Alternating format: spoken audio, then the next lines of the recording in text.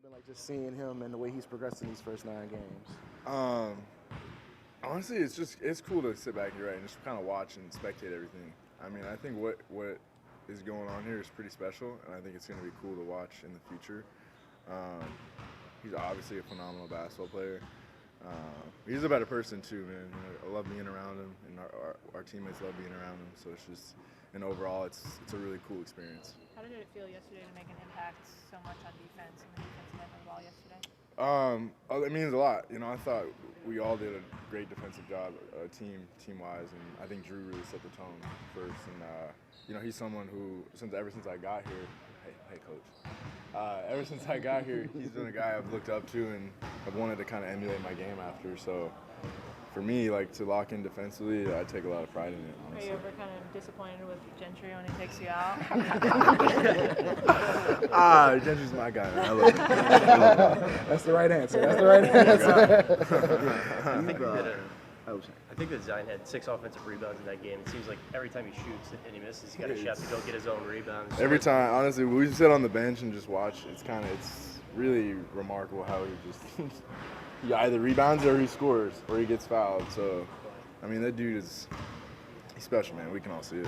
When you think about where you guys were, early in the season during that 13-game losing streak, how far have you come to the point where you are now where, playoffs are in sight and you're winning games like you did last night? I think we've come a long way. We've grown. But honestly, I think we haven't even come close to what our potential as a team could be, I feel like.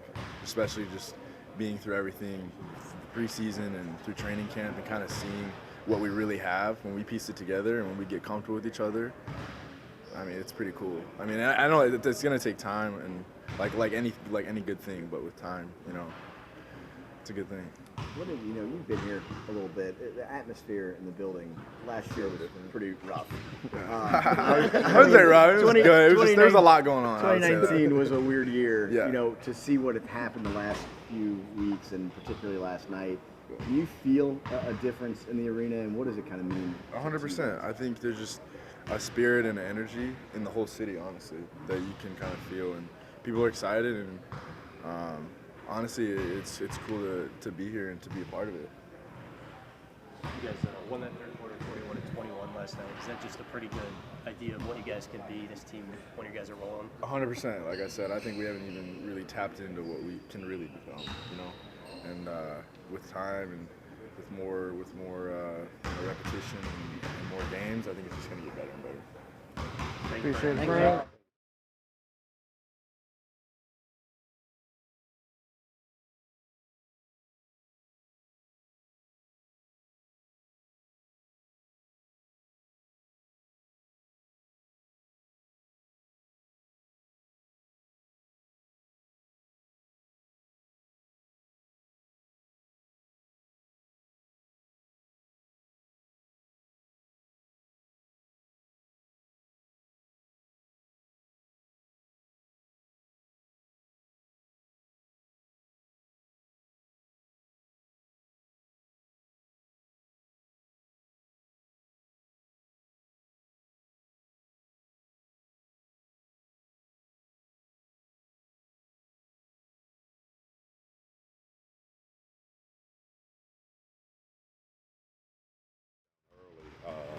I still thought that they were very supportive, and and then as the tide of the game turned, I just thought there were so many great plays made on the floor that it electrified the crowd. Really, this is as good a crowd as I think I've seen since I've been here. Even counting the playoffs, I think. Does it matter to you guys? It matters a lot. I think it matters a lot. But I told the guys, that's really up to us. We've got to generate enough excitement and enthusiasm that people want to come out and see us. And I think we're headed in that direction and have done a good job. And the people here have been very supportive. We've had loyal fans that have been, since I've been here, for 5 years. We've had guys that have, people that are very, very loyal that have been there, come rain or shine. And I think that number has increased now. And so it's just a matter of us trying to establish consistency and continuing to, everybody wants to come out when you win. And, it's up to us to try to put our team in that position so that we get those people in the stands. With Zion and Fave out there, you guys have turned into one of the better offensive rebounding teams in the league. How much does that change what you guys are able to do offensively when you can add that piece to what you already Well, can I do? think when you become a better offensive rebounding team, I think there's this kind of an effect in a lot of different areas. I think what it does is that it gets you into the bonus earlier, because I think when you're offensive rebounding the ball, you're obviously going to get fouled more. It creates more possessions for you. Usually, if you're offensive rebounding the basketball, then the three-point shot on kickouts become available also. So I just think there's a lot of things that if you are offensive rebounding the basketball, there's a lot of things that can happen, and most of them are very, very positive.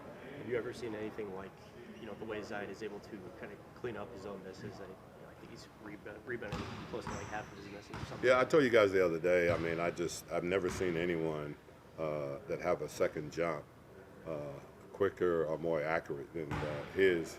He shoots it, and he has a good feel of to where it's going to come off if it's not going in. And I think the most important thing is that I think he plays all of his shots as a miss. He doesn't assume that any of them are going in. And so he's on the floor and then back trying to create rebounding position on every shot, and that's why I think that he gets a lot of them back. Where do you think the accuracy part comes from? Obviously, it's one thing to be down there in position, but to have that ability to read. I just think it's instinctive. I just think guys that does it at the level that he does is kind of something that just very instinctive. He shoots it and has he's very good with angles and just realizing where it might come off, and he's done a good job of going back and getting them. Do you have status on Brandon with what he's been able to do? We didn't do much today, but he did shoot and do some things, and he'll continue treatment, and we'll see how it is tomorrow. It seems like you've been leaning on Frank a little bit more as of late in the rotation. What do you think he's done to kind of work his way back up? I think he's been really good defensively. I think it was terrific last night. He got a couple of fouls called that, I think could have gone either way. But, he continued to play, and I think he did a great job of pressuring the ball. He's really good getting through screens. And then I think offensively, he did a really good job of taking the opportunities that was there for him. Made a couple of, good shots for us and good passes. And I just thought he was really, really solid. But his own ball defense has been something that I think has really helped. Alvin, just generally, when you're looking at psyches of teams, and I know that you've been one that, in terms of looking at the playoff race or anything like that, or looking at where you're at in terms of playoff seeding, you generally kind of don't want to, make that a thing or whatever. Is there at any point do you mention that to the team, like, hey, like where we're at right now, or is that just kind of? But see, I don't think we have to, and the only thing that we really talk about and we emphasize is that we definitely control our own destiny. We have to play to the level of winning basketball games right now, and I think that's what matters most. And if we do that and it doesn't work out, then it doesn't work out. But I don't, and I don't, and our guys, I know they don't. We don't look and say, golly, Portland is playing Memphis tonight. I hope Portland beat Memphis, and I hope San Antonio loses to the University of San Antonio, and I just think that you get all caught up in that. I think the big thing for us is that, what can we do to be a better basketball team, and what can we do to win games, on the road and at home. Obviously we played pretty well on the road. We got to do a better job at home. I talked about this from the very first day I got here, is that, you have to create a situation, where you have a home court advantage. And I think the fans has been great. We have not played, great at home, and I think that's one of the things that we have to get better at right away. When Griff got this job, he said he wanted to see fearless Alvin. Do you feel like you're coaching like fearless Alvin now that you have a 19-year-old rookie who's 285 pounds, just flying high, doing all kind of crazy things? I really don't know what that is, but I'm just who I am. I've coached this way since I got my first. Well, I won't say the first head coaching job, but I just think that I try to look at the talent that I have and try to put them in a position where they can succeed. And I think that's, and I pat them on the back when they're do good things, and I let them know when they're doing things that's not so great. But I think that's, as a coach, you owe it to every player that you have on your team to try to get them better and try to have them play at their maximum level, and that's what I worry about as a coach. I don't worry about any of the other stuff. Sorry, this question seems a little out there, but how a kind of a singular, like a single charismatic talent can change the environment at an event, whether it's a political rally or in a theater or concert or sportsman. Do you see that happening lately here? Well, I see it happening. I think it's that. I think it transcends here. I think it's throughout the league. I mean, everywhere we go. I mean, he's like a rock star, really. I mean, trust me, he doesn't want he doesn't want any part of it. But I mean, I think there's